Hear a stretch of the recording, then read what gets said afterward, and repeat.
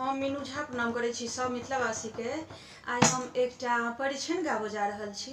गीत के रचनाकार एम झा जी छथिन। कोशिश करै छी जे अहाँ सबके नीक लागे। धन्यवाद। जय मिथिला, जय मैथिली। अहाँ ठक के बात कहलियै, गलत